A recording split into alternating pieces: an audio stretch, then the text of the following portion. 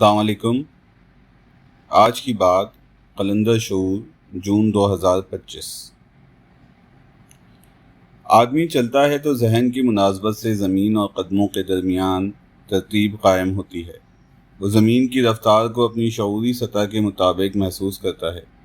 چلتے ہوئے توجہ اس طرف نہیں جاتی کہ اسپیس تقسیم ہو رہی ہے، لیکن اسپیس تقسیم ہوتی ہے۔ اسپیس کی تقسیم کے بغیر وہ سفر نہیں کرتا۔ ایک قدم لیتا ہے، پھر دوسرا قدم۔ دو قدموں کے درمیان فاصلہ آدمی کا سفر ہے۔ وہ سفر کو وقت اور فاصلے کی طرزوں میں بیان کرتا ہے۔ فاصلے میں سفر کرتا ہے اور اسے وقت کا نام دیتا ہے، جبکہ وقت فاصلہ نہیں ہے۔ وقت میں قربت ہے۔ یہ اسپیس کی کارفرمائی ہے جو آدمی کو فاصلوں میں الجھا کر فریب پیدا کرتی ہے کہ تم نے اتنا وقت طے کر لیا۔ وقت کہاں طے ہوا؟ وہ تو اسپیس کی بھول بھلائیوں میں گم ہو گیا۔ اسپیس کیا ہے؟ وجود رکھنے والی ہر شے اسپیس ہے۔ اسپیس کی تعریف پر تفکر سے انکشاف ہوتا ہے کہ خالی نظر آنے والی جگہ بھی اسپیس کے علاوہ کچھ نہیں، اس لیے خالی نظر آتی ہے۔ اسپیس ایسا ڈائمنشن ہے جو خالی پن کو دوری کی شکل دے کر اس کے گرد خول بنا لیتا ہے۔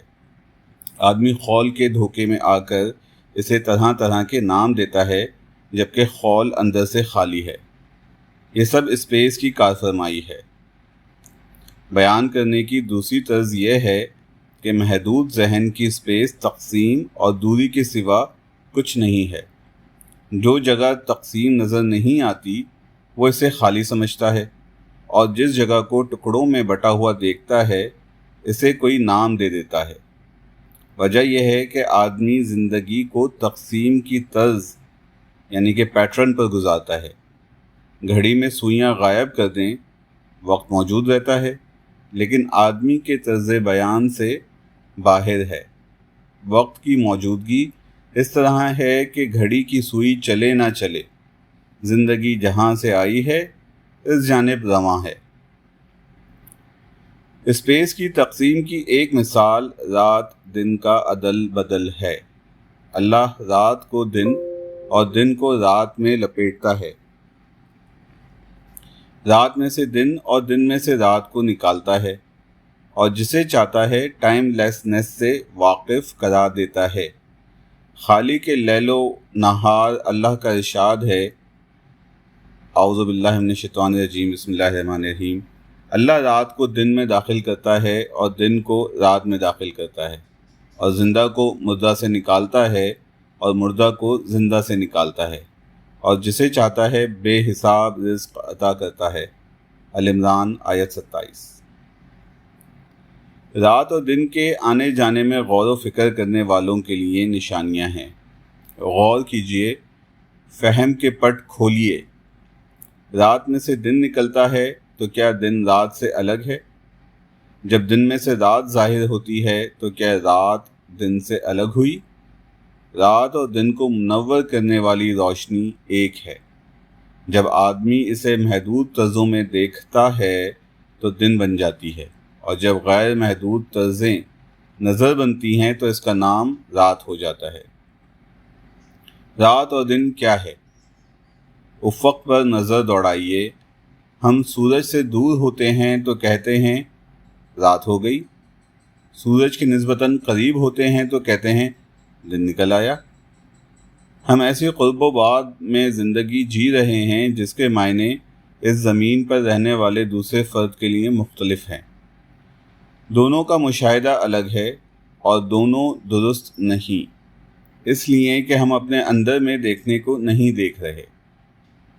زندگی زمین کے سورج سے دور ہونے کو دیکھ رہے ہیں، زمین کے سورج سے قریب ہونے کو دیکھ رہے ہیں۔ سورج کو روشنی کہاں سے ملتی ہے اس طرف ذہن نہیں جاتا۔ غروب ہوتا سورج روز پیغام دیتا ہے کہ مجھے دیکھ کر تم دھوکے میں مبتلا رہے کہ میں روشن ہوں۔ اگر سورج روشن ہے اور اس روشنی میں تپش ہے تو شام کو اس پر نظر کیسے ٹھہرتی ہے، اور دن میں سے چند منٹ دیکھنے پر بینائی متاثر ہو جاتی ہے۔ آدمی سورج کو دیکھتا ہے اور اس کے گرد زمین کی گردش کے زاویوں کو نہیں دیکھتا۔ زمین کا وہ حصہ جہاں ہم رہتے ہیں سورج سے دور ہوتا ہے تو سورج میں محسوس ہونے والی تپش اور چمک کہاں چلی جاتی ہے؟ کیا اس سے ظاہر نہیں ہے کہ سورج روشن نہیں ہے، زمین روشن ہے؟ زمین جس زاویے سے سورج کے سامنے آتی ہے اس کی روشنی سورج کی اسکرین سے منعکس ہو کر واپس زمین کی طرف آتی ہے، اور جیسے جیسے زمین کا وہ حصہ جہاں ہم یا کوئی رہتا ہے سورج سے دور ہوتا ہے اس خطۂ زمین کے لیے سورج انعکاس کا عمل نہ ہونے کے برابر رہ جاتا ہے۔ اس کو رات سمجھ لیا جاتا ہے۔ اندر میں نگاہ دیکھتی ہے کہ سورج روشن نہیں ہے، زمین روشن ہے جو سورج کو منور دکھاتی ہے۔ یہ سب کیا ہے؟ زاویوں کی تقسیم ہے یا تقسیم کا زاویہ ہے جو نظر بن کر منظر بن رہا ہے؟ قارئین، ایک وہ اسپیس ہے جو قدرت نے تخلیق کی ہے اور ایک اسپیس نافرمان ذہن کا فریب ہے۔ اللہ تعالیٰ آخری آسمانی کتاب قرآن کریم میں فرماتے ہیں، اور تم پر جو مصیبت آتی ہے وہ تمہارے ہاتھوں کے کیے ہوئے کاموں سے آتی ہے، اور اللہ بہت سے گناہ معاف کر دیتا ہے۔ الشورى آیت 30۔ آدمی قدرت کی اسپیس کو نظر انداز کر کے اس اسپیس میں زندگی گزار رہا ہے جس میں دوری ہے، تقسیم ہے، فاصلے ہیں۔ قدرت کی اسپیس کیا ہے؟ اس کا ایک مظاہرہ جنت کی دنیا ہے جہاں وسائل لاشمار ہیں لیکن اسپیس کی تخلیق کا خیال مغلوب ہے۔ جنت میں اسپیس درخت کو درخت، پھول کو پھول، نہروں کو نہریں اور آسائشوں کو آسائش دکھاتی ہے، لیکن ان کو دیکھ کر ذہن تقسیم نہیں ہوتا۔ وجہ یہ ہے کہ جنت میں ذہن اس ہستی میں یکسو ہے جو یکتا ہے۔ جنت کے مکینوں کا زاویہ نگاہ اللہ کا حکم، فرما برداری اور اللہ سے قرب کا احساس ہے جس نے ہمیں اور ہماری ضرورت کے لیے وسائل پیدا کیے ہیں۔ زمین پر آدمی کی مرکزیت و وسائل ہیں، اس لیے ذہن بٹا ہوا ہے۔ زاویے کیسے بنتے ہیں؟ زمین میں شے کی اہمیت ہے تو ہر شے زاویہ ہے۔ اس شے کو اہم سمجھنا بھی زاویہ ہے۔ جس کے تناظر میں اسے دیکھا جاتا ہے، اس طرح لاتعداد زاویے بنتے ہیں۔ جب فرد تخلیق کرنے والی ہستی کی طرف متوجہ ہوتا ہے تو چیزیں موجود رہتی ہیں، لیکن الوژن کے زاویے ٹوٹ جاتے ہیں اور ایک خیال غالب رہتا ہے جو اللہ کا ہے۔